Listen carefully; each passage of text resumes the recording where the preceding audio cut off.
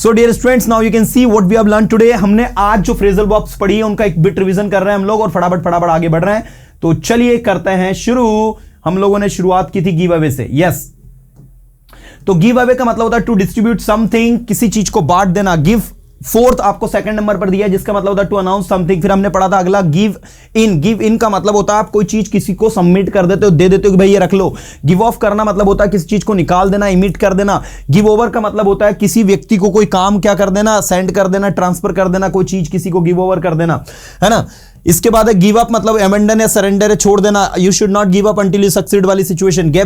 Get back का मतलब होता है वापस आना, रिकवर करना किसी चीज को। इसके बाद नेक्स्ट आपको दिया गेट एट। गेट एट का मतलब होता है किसी चीज को गेट करना, प्राप्त करना, उसी सेंस में जा रहा है जो गेट का मतलब वो ऑब्टेन करना। गेट डाउन का मतलब होता है नीचे आना, है ना, इस सेंस में। गेट ऑन का मतलब होता है मेक प्रोग्रेस, तरक्की करना। गेट ऑफ का मतलब होता है एस्केप करना, ठीक है, कहीं से बच निकलना। गेट ओवर का मतलब होता है आपका सरमाउंट करना, मतलब होता है किसी चीज को फिनिश करना, खत्म करना। गेट थ्रू का मतलब होता है कहीं से होकर जाना, गुजरना किसी सिचुएशन से स्पेशली। गेट अप का मतलब होता है उठना। ब्रेकआउट का मतलब होता है टू अपीयर सडनली, कहीं पर अचानक आ जाना, that is the breakout. Break down का मतलब होता है किसी चीज का खराब हो जाना, गिर जाना, फेल हो जाना, ठीक है, that is the break down. Specially जितने भी आपकी मशीन्स हैं, याद रखिएगा एवरीवन, जितनी भी मशीन्स हैं, अगर मशीन आपकी कोई भी खराब हो जाती है तो उसके लिए वर्ड ब्रेक डाउन ही यूज होता है। Our TV has broken down, it has not been working for few days, ठीक है। तो टीवी क्या हो गया है, खराब हो गया है, बिगड़ गया है, खराब हो गया उस सेंस में। कोलैप्स होना, फेल होना, राइट। तो कोलैप्स का मतलब भी होता है ढह जाना, किसी चीज का गिर जाना। The building has broken down, तो बिल्डिंग हैज ब्रोकन डाउन मतलब बिल्डिंग है कोलैप्स के सेंस में आ रही है। लेकिन जब मैं कहूंगा टीवी हैज ब्रोकन डाउन तो टीवी किस सेंस में आ रही है, खराब होने के सेंस में आ रही है, क्योंकि बिल्डिंग खराब नहीं हो सकती, बिल्डिंग कोलैप्स होगी, है ना। तो ये थोड़ा सा आप लोग इस चीज का ध्यान रखना। नेक्स्ट आपका ब्रेकअप।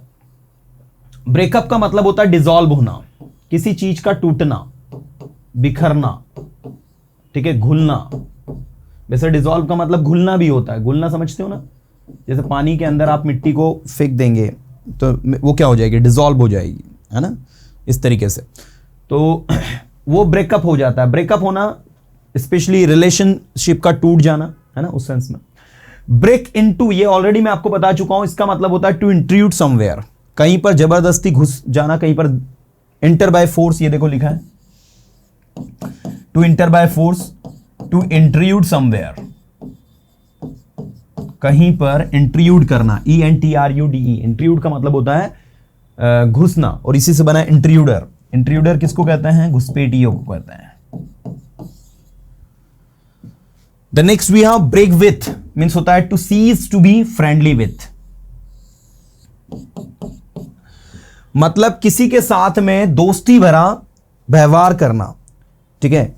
तो to cease with friendly with मतलब किसी के साथ में दोस्ती भरा व्यवहार करते हो, उसको सीज करना, उसको अपनी ओर लेना, अपने कह सकते हैं कि बहकावे में लेना, that is the break with. तो ऐसे आपको इस चीज को याद रखना है। हाँ, सीज का मतलब होता है पीछे हटने के सेंस में, ठीक है ना। सीज का मतलब क्या होता है, पीछे हटना, या कह सकते हैं रोकना। एक सीज का मतलब रोकना भी होता है। तो मैंने कहा उसको ऐसा ले लो आप, her parents are trying to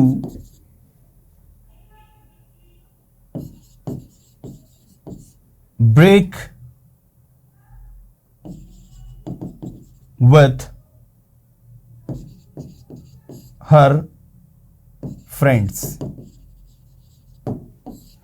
समझिएगा इसको, सेंटेंस को। इस सेंटेंस का मतलब क्या जा रहा है, her parents are trying to break with her friends. इसका मतलब हो रहा है कि उसके जो पेरेंट्स हैं वो उसको क्या कर रहे हैं, यहां जो मतलब जा रहा है उसका सीज का रोकने के सेंस में जा रहा है। तो to break with her friends मतलब उसके फ्रेंड्स को के साथ में फ्रेंडली होने से, या फिर लाइक कह सकते हैं कि उसके फ्रेंड्स के साथ में घुलने मिलने से उसको क्या कर रहे हैं, सीज कर रहे हैं, रोक रहे हैं। तो वो रोकने के सेंस में आपका ब्रेक विथ जाता है। We should not break with two people if they are joining each other. अगर दो लोग एक दूसरे को ज्वाइन कर रहे हैं तो हमें उनको ब्रेक विथ नहीं करना चाहिए, हमको उनको मिलने से, फ्रेंडली होने से रोकना नहीं चाहिए, let them be what they are doing. So this is the cease to be friendly with, है ना, इस सेंस में जा रहा है। और दूसरा सीज का मतलब समझते हो क्या होता है? जैसे मान लीजिए कि आप कोई काम को कर रहे हो और कोई व्यक्ति जो है उस काम में कोई पर्टिकुलर सिचुएशन क्रिएट करके आपको उस काम को करने से रोक दे, वो मतलब आपका सीज का होता है। लेकिन यहां पर जो मतलब इसका ब्रेक विथ में जा रहा है वो मतलब आपका थोड़ा डिफरेंट है, वो मतलब थोड़ा अलग है कि ब्रेक विथ का मतलब होता है to cease to be friendly with someone, किसी के साथ में अच्छा व्यवहार करने से, या कह सकते हैं किसी के साथ में फ्रेंडली होने से किसी पर्टिकुलर व्यक्ति को रोकना, दैट इज राइट। चलो अगला हम लोग देखते हैं गो वाली सीरीज। गो वाली सीरीज में आपको हमने कुछ नए वर्ड्स भी ऐड किए हैं जो थोड़े से अलग हैं। जैसे गो आपका मतलब तो क्या हो गया है? ऊपर जाना, एसेंट। आपको याद हो तो अभी हमने एक वर्ड पढ़ा था गेट डाउन। गेट डाउन का मतलब क्या होता है? नीचे आना। और गो अप का मतलब क्या होता है? ऊपर जाना। इसके बाद गो अप टू का मतलब होता है अप्रोच, कहीं तक पहुंचना। मैंने कहा you have to go up to that mark, आपको उस मार्क तक क्या करना है? पहुंचना है। तो गो अप टू मतलब होता है तक पहुंचना। यहां पर ये जो अप टू आ रहा है इसका मतलब किस सेंस में जा रहा है? तक के सेंस में जा रहा है। गो अप टू, आपको बताने की जरूरत नहीं, अप टू आपकी एक प्रिपोजिशन है। जैसे बोलते हैं ना up to 50% discount, up to 60% discount, तो उस सेंस में आपका अप टू जाता है। गो आफ्टर का मतलब होता है किसी का पीछा करना, किसी को चेस करना, किसी के पीछे जाना। ये वर्ड मैं ऑलरेडी पहले भी प्रीवियस सेशन में आपको पढ़ा चुका हूं। इसके लिए एक और वर्ड आपका यूज होता है रन आफ्टर, दूसरा होता है बी आफ्टर। लेकिन बी आफ्टर थोड़ा सा समझिएगा।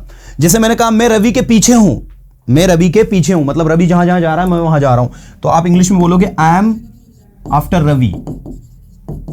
अब ये मत समझना मैं रवि के बाद हूं, यहां पर एम मतलब हो रहा है बी। ओके, तो आई एम आफ्टर रवि का मतलब हो रहा है मैं रवि के पीछे हूं। मतलब आप कोई स्पाई हो, आप कोई जासूस हो और रवि का, आप रवि जहां भी जा रहे हो उसका पीछा कर रहे हो, तो आई एम आफ्टर रवि। लेकिन जब आप बोलोगे I am going after Ravi, ध्यान दीजिएगा, तो इसका मतलब होता है कि मैं रवि के पीछे जा रहा हूं। I am pursuing Ravi, I am chasing Ravi, मैं रवि का पीछा कर रहा हूं। तो गो आफ्टर मींस होता है to chase someone, to pursue someone.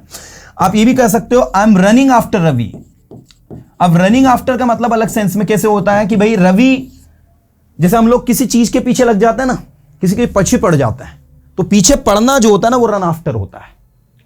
जैसे मैंने कहा you should not run after money, आपको पैसे के पीछे नहीं दौड़ना चाहिए, पैसे के पीछे नहीं लग जाना चाहिए। You should also focus on your qualities, you should also focus on your self improvement, है ना।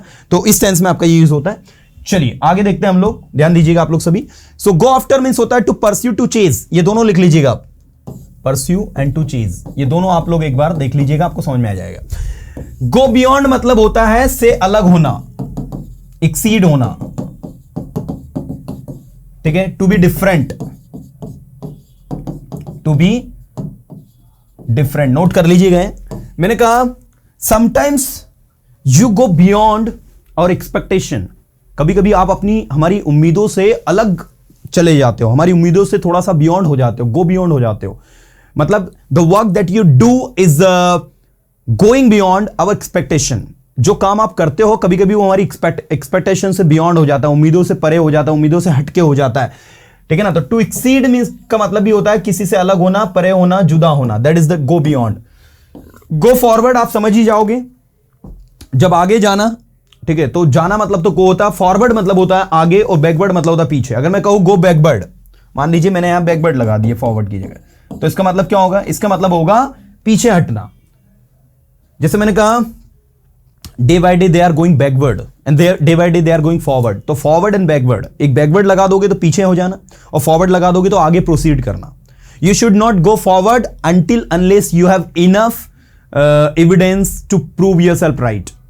आपको किसी भी केस में गो फॉरवर्ड नहीं जाना चाहिए, गो फॉरवर्ड नहीं होना चाहिए जब तक आपके पास पर्याप्त मात्रा में सबूत नहीं हो, एविडेंस नहीं हो, है ना। तो इस तरीके से आपका क्या यूज होता है? गो फॉरवर्ड यूज होता है। This is very very very important everyone, जिसका मतलब होता है प्रोसीड। क्या मतलब होता है? प्रोसीड। ऐसे ही होता है गो ऑन। गो ऑन का मतलब होता है टू कंटिन्यू समथिंग, किसी चीज को कंटिन्यू करना, किसी चीज को जारी रखना, किसी चीज को लगातार करते रहना, that is the to continue. To continue करना मतलब क्या होता है? जारी रखना। गो बैड का मतलब क्या होता है? अब ये सब एडजेक्टिव है, ध्यान दीजिएगा। गो बैड, गो बाल्ड, गो ब्लाइंड, गो बैंकरप्ट, गो क्रेजी, है ना। अब ये सब के सब आपके एडजेक्टिव है, ध्यान दीजिएगा। गो ऑन का मतलब तो होता है जारी रखना। मैंने कहा व्हाट इज गोइंग ऑन, क्या चल रहा है। मैंने कहा go on your studies, go on your studies मतलब अपनी पढ़ाई को कंटिन्यू रखो, कैरी ऑन, एग्जैक्टली। अब मैं कहूंगा गो bad, my day has gone bad मतलब मेरा दिन कैसा हो गया, बुरा हो गया, बेकार हो गया। गो बॉल्ड मतलब होता है गंजा हो जाना, she has gone bald, he has gone bald, you know वो गंजा हो गया। She has gone blind, have you gone blind, can't you see what is right, क्या तुम अंधे हो गए हो, क्या तुमको दिखाई नहीं दे रहा है क्या सही है। तो हैव यू गॉन ब्लाइंड, क्या आप अंधे हो गए हो। हैव यू गॉन क्रेजी, क्या आप पागल हो गए हो। हैव यू गॉन बैंकरप्ट, क्या आप बैंकरप्ट हो गए हो। बैंकरप्ट होना मतलब क्या होता है, दिवालिया हो जाना, बर्बाद हो जाना, जिसका सारा पैसा डूब जाता है ना, जिसको जो भी चीज मिलती है वो सारी की सारी क्या हो जाती है, बर्बाद हो जाती है। तो उसके सेंस में आपका जो है गो बैंकरप्ट होता है। गो क्रेजी, पागल हो जाना।